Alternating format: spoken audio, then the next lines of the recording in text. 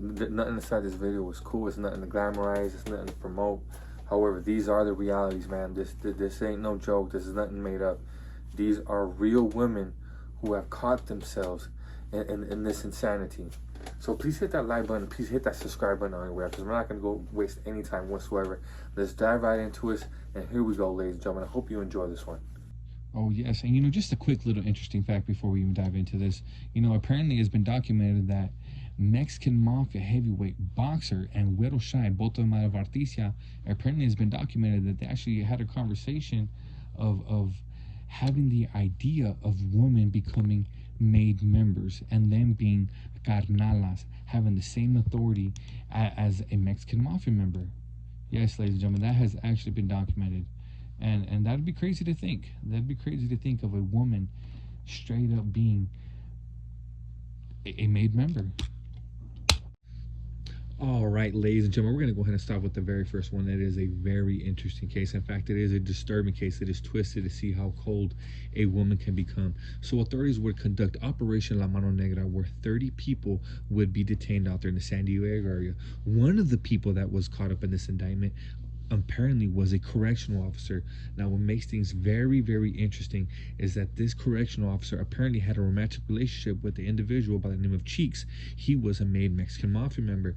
Now, to make things a little more interesting is that this correctional officer apparently had another romantic relationship with another sureño that was set to be released inside of the prison.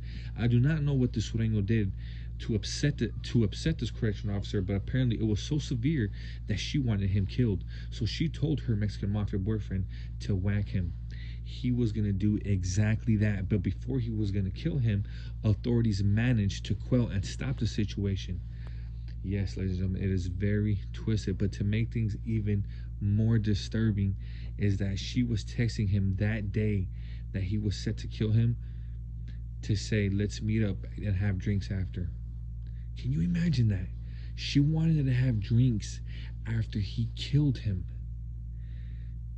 Can you imagine that? Can you imagine how sick and twisted and how cold you must be to be able to sit at a restaurant, to be able to sit at a bar, knowing that your spouse has just viciously killed someone because you told him to?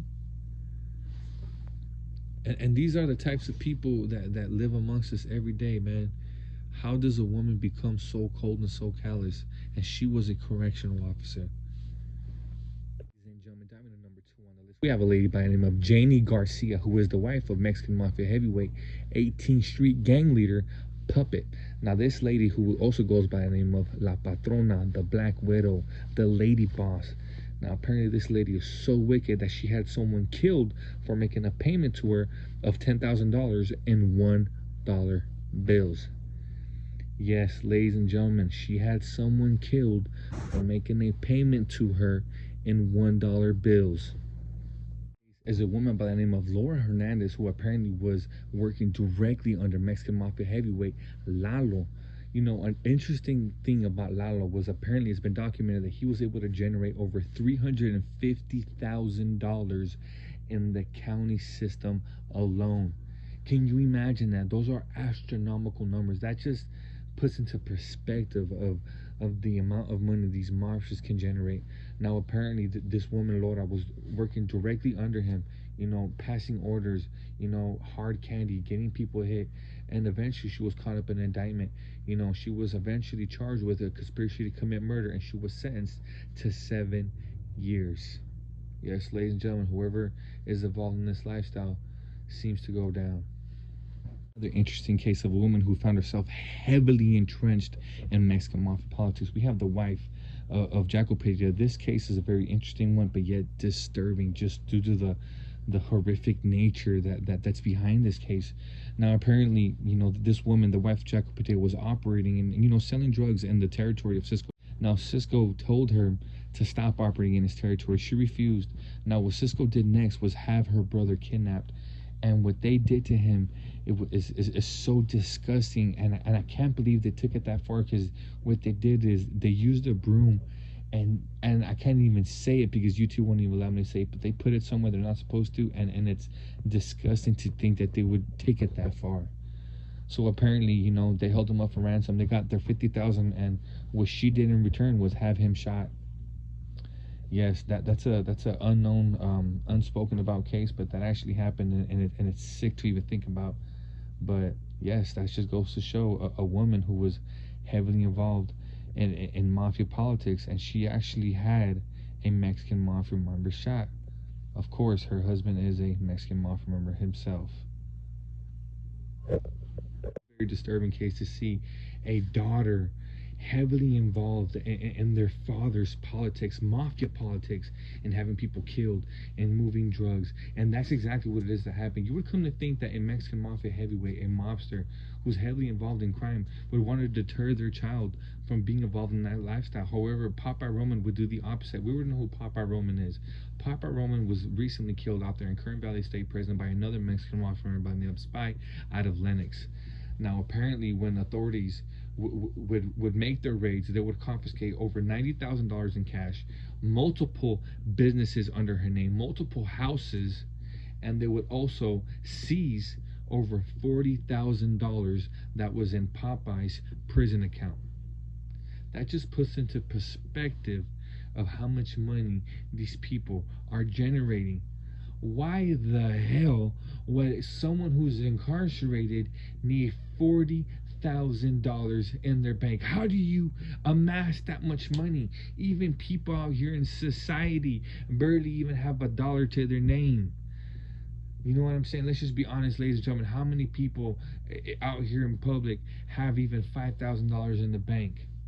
Not much. That would also come to recover over 22 firearms. She would eventually be sentenced to 25 years for her involvement and being associated to the Mexican mafia. That's sad, man. That's sad. It's twisted, but it's real life, man. Orange County, Southern California, where apparently a lady by the name of Susie Rodriguez has since been charged to 6.5 years for her involvement in passing messages and having people hit. Now, apparently, this woman was working directly underneath the command and the authority of the infamous Sana Ojeda. Now, apparently, we all know who Sana Ojeda is. You know, he's had control over Orange County for many, many years. But times have changed, and he has since passed. And there's new people that have since taken over his territory. Fun fact is that one of the very first females that would be caught up in one of these Mexican mafia indictments just happens to be a middle school teacher who the Mexican mafia members would refer to as La Profesora, the lady professor. But she would end up, charges would miraculously be dropped later on. Yes, ladies and gentlemen, you want to talk about bad luck, you want to talk about bad circumstances, you want to talk about doing it all for nothing. We're going to talk about an individual who everyone around him seems to go up in flames. We're going to talk about Mexican mafia member by the name of Smokey out of Barrio Nuevo Estrada. Now, apparently this Mexican member has passed. My condolences to him, and that's it. Now, apparently, everyone around him just seems to go down, man, because apparently his first wife got caught up in an indictment, has since been sentenced to prison.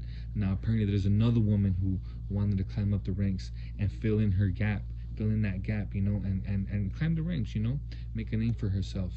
Now, apparently, she was operating directly underneath his command. What would happen to her? She herself would get caught up in an indictment and be sentenced to 20 years in prison. But to make things even worse is that when she would be sentenced to prison the very first year, he would pass away due to colon cancer. Now, can you imagine that the influence, that was her godfather. The influence was him. He passed away. He's gone. The influence is gone. So basically, she did it all for nothing. All for nothing. A lot of people have done these types of things for nothing. Sad. 20 years for passing messages, for having people hit, for having people murdered. Now, to take things just a little bit further, that's not the people who they have affected, but the people who have been killed. I'm talking the wives of Mexican mafia members. Now we have Carmen, the wife of Güero Verde, leader of Westside Verdugo. He himself would be killed. She would be killed in front of her daughter. That is very sick and twisted. What happened to Lalo? He would be killed. What happened? His wife would be killed not too far after. Now we have Mexican mafia leader Mosca out of Sanford. He was just viciously murdered last week. 1 week later, his wife is killed. So there you have it, ladies and gentlemen. These are just a few women who have been affected, who have since been sentenced to prison, who were just involved, associated, had ties to the Mexican mafia. What I've come to realize, ladies and gentlemen, is that anybody who is associated, anybody who has ties, anybody who is doing work, anybody who's putting work, committing murders for these people, eventually get caught.